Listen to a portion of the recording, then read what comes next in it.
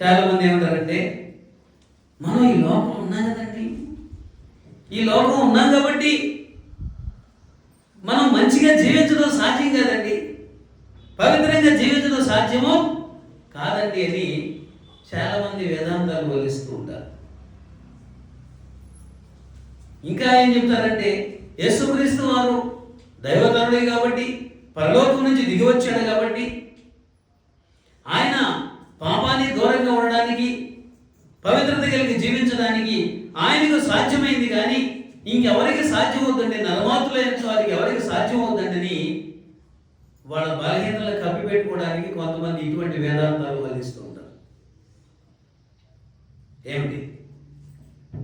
ఆయన మాత్రమే కాదు, ఆయన బిడ్డలైన వారు కూడా పరిశుద్ధంగా జీవించారు. దేవుని స్తోత్రం, హల్లెలూయా.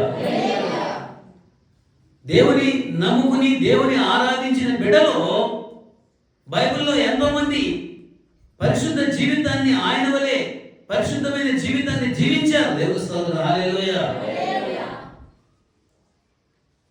యేసు ప్రభు వారు ఒకరే కాదు, ఆ యేసు ప్రభుని వెంబడించినటువంటి ఆయన శిష్యులు, అపోస్తలుడైన పౌలు గారు, ఇంకా ఆ తరువాత వచ్చినటువంటి పౌలు గారి శిష్యులు, ఇంకా ఎంతో మంది ప్రభుని సేవించినటువంటి, ప్రభుని ఆరాధించినటువంటి సేవకులైనటువంటి వాళ్ళు, విశ్వాసులైనటువంటి వాళ్ళు, భక్తులైనటువంటి వాళ్ళు అనేక మంది మరి పాపాన్ని పూర్తిగా సన్యసించి, పాపాన్ని పూర్తిగా విడిచిపెట్టి పరిశుద్ధత కలిగి జీవించినటువంటి వాళ్ళు బైబిల్లో కానీ క్రైస్తవ సమాజంలో కానీ ఎంతో మంది ఉన్నారు. దేవుని స్తోత్రం, హల్లెలూయా.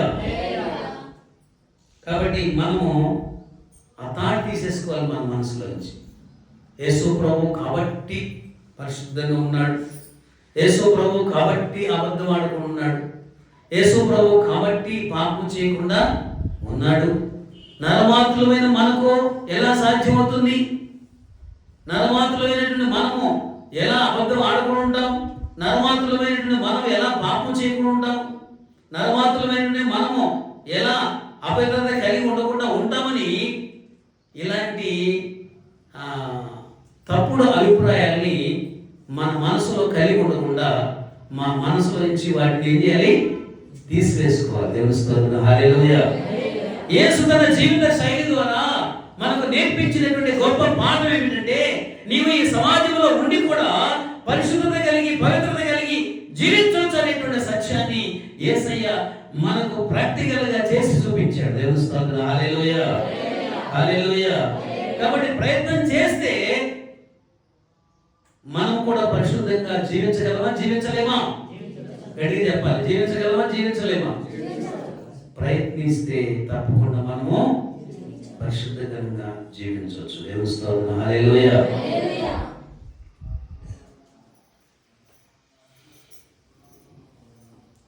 ఒకటి రెండు ఉదాహరణలు చెప్తాను, నేను ముగించేస్తాను ఈ ప్రసంగాన్ని. చెరువులో తామర చెట్లు ఉంటాయి, దాంట్లోంచి తామర పూలు పైకి వస్తాయి, లోటస్ తెలుసుగా. ఆ తామర ఆకు ఆ చెరువు నీళ్ళ మీద ఇట్లా గుండ్రంగా పరిచినట్టుగా ఉంటుంది. ఎప్పుడైనా మీరు ఆ తామర ఆకు మీద నీళ్లు పోసారా? చెరువులో నీళ్ళు తీసి దాని మీద పోసారా? ఎప్పుడైనా పోసినప్పుడు ఆకు నీళ్ళని పీల్చుకుందా, పీల్చుకోలేదా? చిన్నప్పుడు ఆటకేతనం కోసం మేము ఏం చేసేవాళ్ళం అంటే, చెరువులోకి వెళ్ళినప్పుడు ఆకులు మీద తీసి నీళ్ళు పోసేవాడు. నీళ్ళు పోస్తే పోసినట్టుగా జారిపోతాయి, కానీ ఆ ఆకు నీళ్ళని పీల్చుకోదు. జారిపోగా మిగిలిన ఏమైనా ఉంటే ఉండలుగా అక్కడే ఉంటాయి, దాని మీద ఉంటాయి, కానీ ఆ ఆకు నీళ్ళని పీల్చుకోదు. ఈ తామర ఆకు మనకి ఏం నేర్పిస్తుందంటే, నీవు లోకం అనేటువంటి సముద్రంలో ఉన్నా, లోకం అనే చెరువులో ఉన్నా, లోకం యొక్క నీవు పీల్చుకోకూడదు. దేవుని స్తోత్రం, హల్లెలూయా, హల్లెలూయా. క్రైస్తవుడు ఒక తామర ఆకుని పోలి ఉండాలి. దేవుని స్తోత్రం. హల్లెలూయా.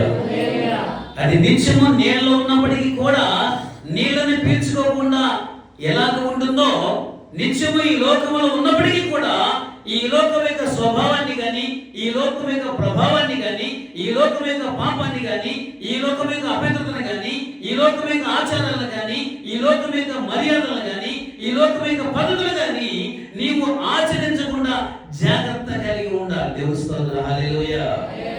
ఉండాలి కాదు, ఉండగలవు. ప్రయత్నం చేస్తే నీవు ఉండగలవు. అసాధ్యమైంది కాదు. దేవుని స్తోత్రం. హల్లెలూయా. ఇంకొక ఉదాహరణ చెప్తాను. మా ఏరియాలో సముద్రం దగ్గరలో ఉంటుంది. మీకు సముద్రం దగ్గర లేకపోయినా సముద్రంలో నీళ్లు ఉప్పగా ఉంటాయని వాస్తవం తెలుసు కదా. సముద్రంలో నీళ్లు ఎలా ఉంటాయి? ఉప్పుగా ఉంటాయి కదా.